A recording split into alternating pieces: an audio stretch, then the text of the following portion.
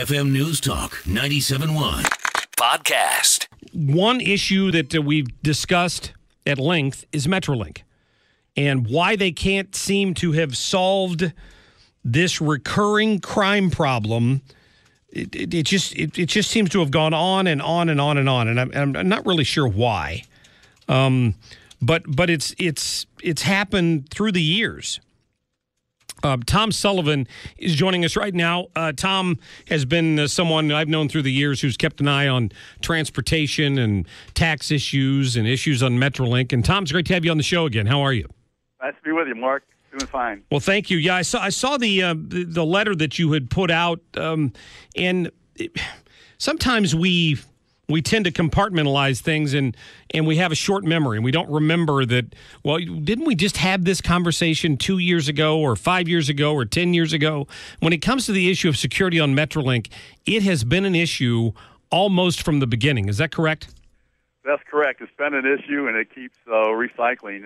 Every time there's a serious crime, we'll have some politician who'll say, oh, it's just an isolated matter, and then we need to beef up security, and then it's kind of forgotten until the next crime comes along.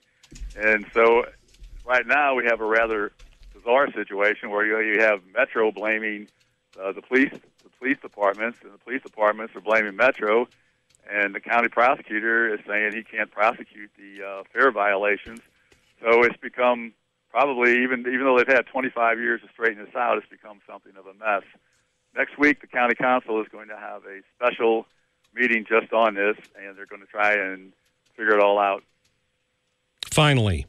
And obviously the solution from their point of view and from Metrolink's point of view is to throw a lot more money at it if they're going to put turnstiles in and double the number of people who are currently on the trains. Right. Turnstiles has been suggested as one solution, but that's only a partial solution.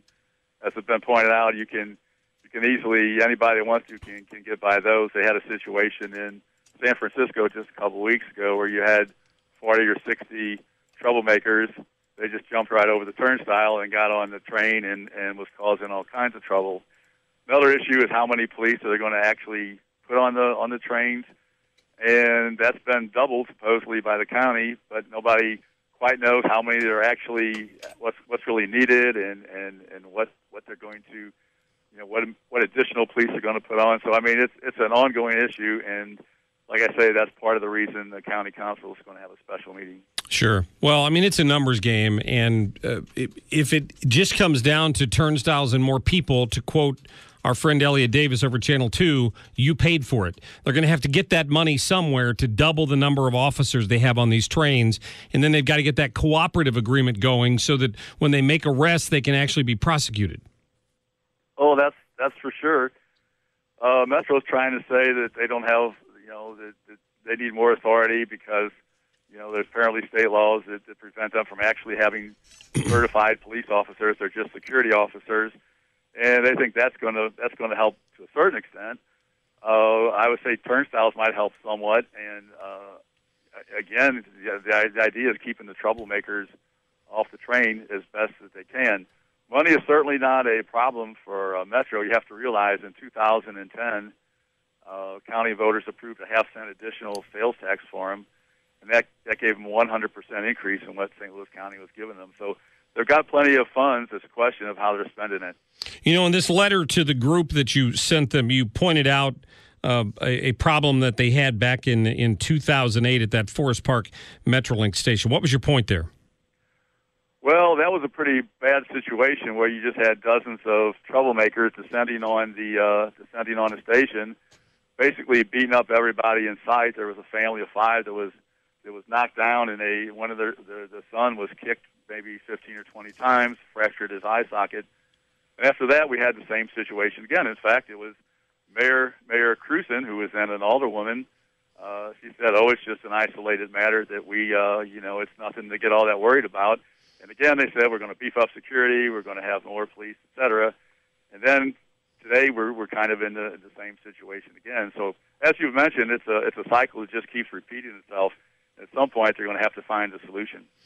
I wish people could see this, and I don't know if it got reprinted anywhere or not, but Tom sent this letter out, and he went back and he collected headlines from the Post-Dispatch back to 1994, talking about, murders that had happened in connection with either Bi-State or a Metrolink.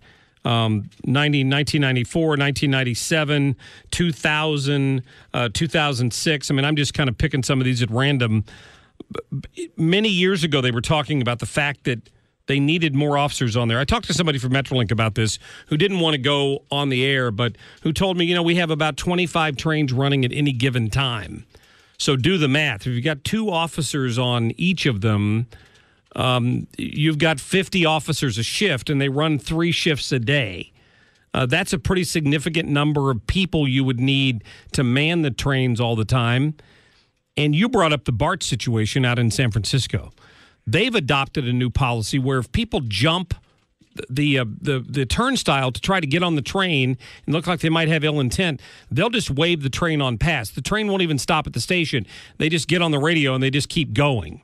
Now, it strikes me the answer would be call 911 and get the police there to arrest whoever the troublemakers are, but that's not really the goal of a lot of people that support public transport these days. Yeah, unfortunately, light rail and light rail stations have become just a magnet for crime all across the country. San Francisco has had an incredible amount of problems. Denver's had problems. I was just reading an article on there. They've had and they referenced a murder and a robbery that they just had recently.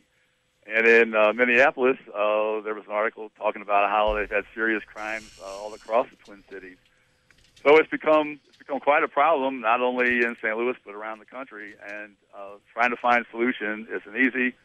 Obviously, people are don't always say that the police should be riding. They should be on riding the trains. They should be in the neighborhoods. So it's a balancing act, and that's what the idea is.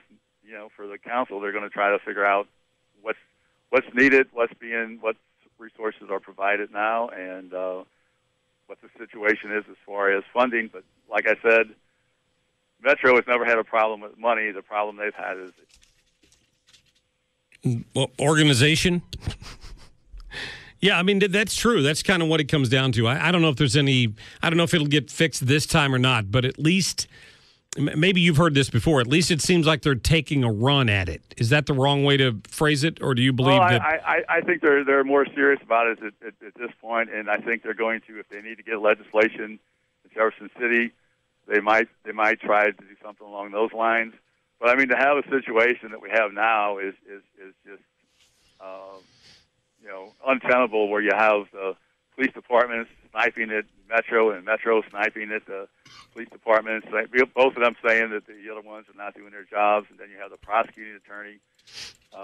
He's saying that he can't prosecute. And then he said he could possibly arrest some of the Metro security guards for impersonating police officers. So it's a situation that is badly in need of correcting. Well, I hope they can figure it out. I personally don't know why they wouldn't just go to a Port Authority type situation where Metro handles its own security and they have full policing powers and they make arrests and refer them to whatever jurisdiction the crime happened in. That just seems to make the most sense, but that's made that kind of sense for 24 years and it's never happened. So I'm not expecting it to happen anytime soon. Yeah, again, they may need to have some legislation in Jefferson City, but that's certainly something that needs to be looked at. When you have variety of different jurisdictions, that's what kind of is creating the problems. Great point. Tom Sullivan, when is that meeting again? Is it next Tuesday? No, it's going to be next Thursday, May 18th at 3 p.m. at St. Louis County Council. That's at the County Government Center in Clayton on South Central. All right. Well, I hope people are paying attention, and if they've got something to say, maybe they'll show up and let their voice be heard. I hope so, too. Yep. Tom, thanks for your time. Thanks, Mark. Yep. Have a great day. Tom Sullivan joining us there to highlight the fact that none of this is new.